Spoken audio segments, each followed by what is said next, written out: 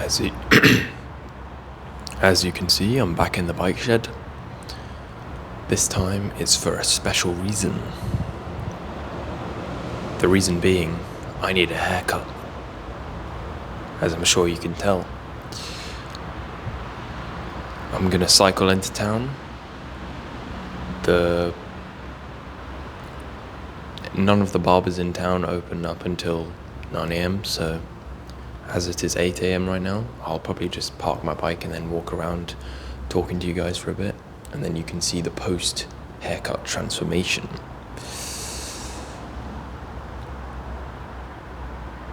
Alright, make sure to stick to the end of the video to see the actual haircut.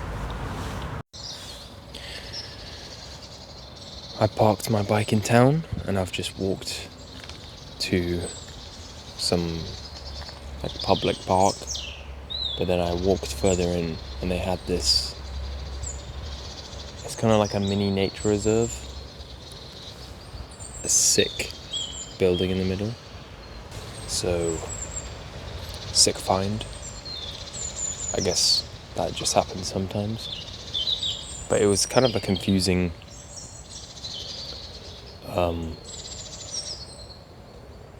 place, because I walked to the entrance and then there was like a chain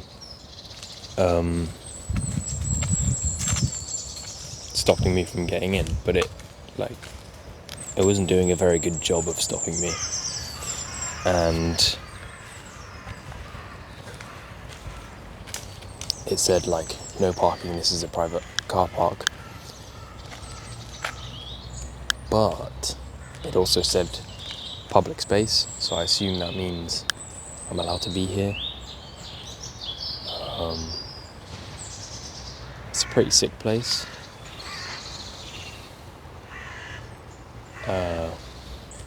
I've got about half an hour until 9 a.m, so I won't be able to get my hair cut for another half an hour.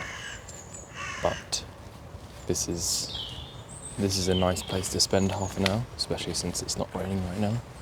Although considering it's the UK, you can't really count on that. Hence why I wear a coat 24/7 unless it's summer. Because even if it rains in summer, it's usually not that bad, so I can deal with it.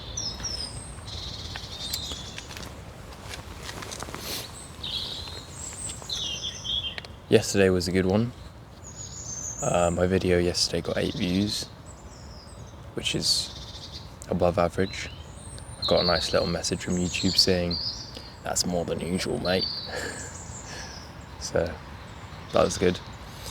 I got a comment on a video 2 days ago saying, "Good idea for content." I think they were talking about the idea where I start learning a technique on Monday and finish on Sunday by making an edit. Thanks a lot. That it's good to know that my ideas resonate with some people. Yesterday's video, my first ever commenter, welcome back. They said something along the lines of, "Wow, this video really resonated with me, and I really like the tip about making friends. You can just go up to someone, and 90% of the time they will be reciprocative of you." It's good to know that my tips are useful. They also said something along the lines of all they need to do is overcome their shyness and they'll be good. Yeah. Honestly, it took me years to be more confident. When I was in year 11, so when I was 15 or so, if anyone who wasn't my friend talked to me, I would get flustered, I would trip over my words, especially if they're a gun. But I don't know what happened. I mean, I guess going into sixth form, half of the people left and a new set of people came in. So I was sort of forced to meet new people, but to be perfectly honest, I only really met 2 or 3 people. I think something happened over the summer of year 11 that made me more confident. I think one thing that helped with my confidence was, well, okay, first of all, going to the gym. That's the big one. Being more confident in your own body is the first step, and then being proud of your own achievements and your own ideas. Maybe like take up a project or 2, potentially mentally challenging ones. For example, if you're into engineering or tech, you might want to do some kind of like electronics or coding or something along those lines. Something that, like, not overly challenging, but something that you might not have just been able to whack out in an afternoon. Just like being confident in your own physical and mental is the first step, in my opinion, to being confident in social settings. And then the next idea is to project your confidence towards your friends, because obviously around your friends you're going to be a certain type of person. It's completely different to when you're meeting new people. One thing I realized is that, okay, sure, when I'm around my friends I'm more annoying, but I also have a certain level of charisma that I just don't have when talking to new people, because I can say basically whatever I want and know that it's not going to be embarrassing. So you could sort of figure out what level most people would be at for you to display your level of confidence. And then realistically, when meeting new people, as long as you're not overbearing, like, the confidence really helps.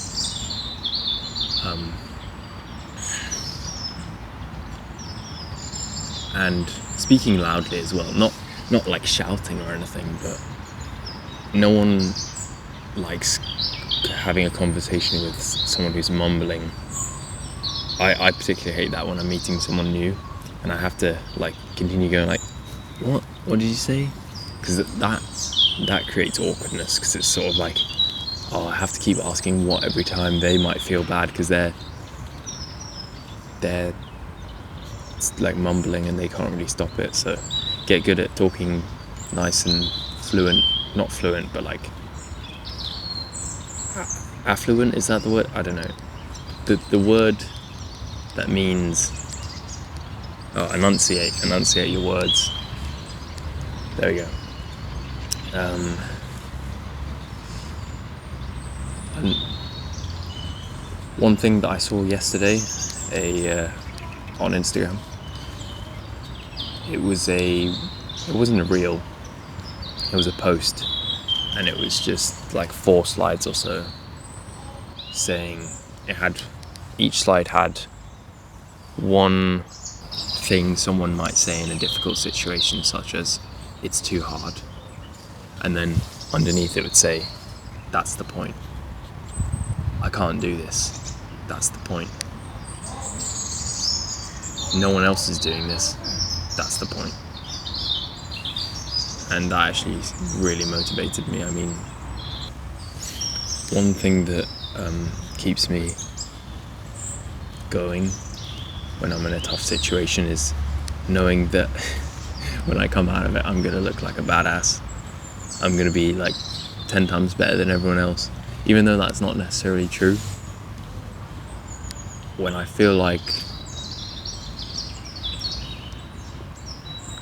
something's hard, sometimes it being hard is enough of a motivator to keep me going. One thing that stops me from making progress is when it's boring. If something's hard, it instantly makes it more interesting, at least for me. I mean, there are some things that just suck, which are both hard and boring, like plank, because you just have to sit there for like 4+ minutes just thinking about how much you're in pain. Whereas like, at least with, I don't know, hitting a new bench PR or something, you're going through a struggle, but it's like you're constantly moving. You're constantly moving the weight up, and it only takes a few seconds to lift that weight. Whereas like plank, it's just like and if you're trying to hit a plank PR, I mean, I don't know how many people actually want to hit a plank PR, but if you want to hit a plank PR, you have to go through the whole like 5 or so minutes that you were able to do previously, and then still add extra time onto that. And if you can't do that, then it just feels like, well, I just did all those 4 minutes for nothing. I mean, not exactly, because you're still making progress, but you know what I mean. But honestly, the main thing motivating me right now is you guys' comments. Honestly, I did not expect this many people to have good reactions to the way I was talking about certain things. So genuinely, from the bottom of my heart, thank you so much. Honestly, I think as much as I was talking myself up at the beginning of this challenge, saying like, I could go forever, I could go a year without any views, I don't think I could.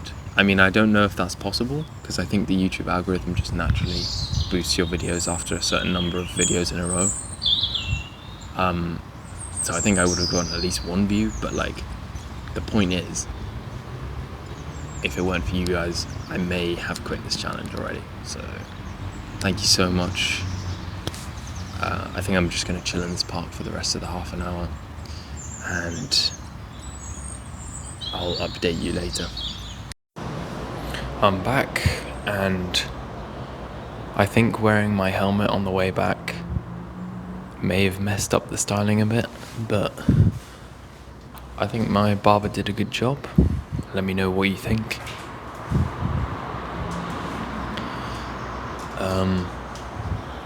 One other thing that I forgot to mention earlier. Exams. I only have one more and it's in 2 weeks. So I'm gonna go back home. So tomorrow's video is gonna be back home. Sick. Let me know how, if any of my advice today helped you, and let me know if my haircut is good, and subscribe. See you tomorrow.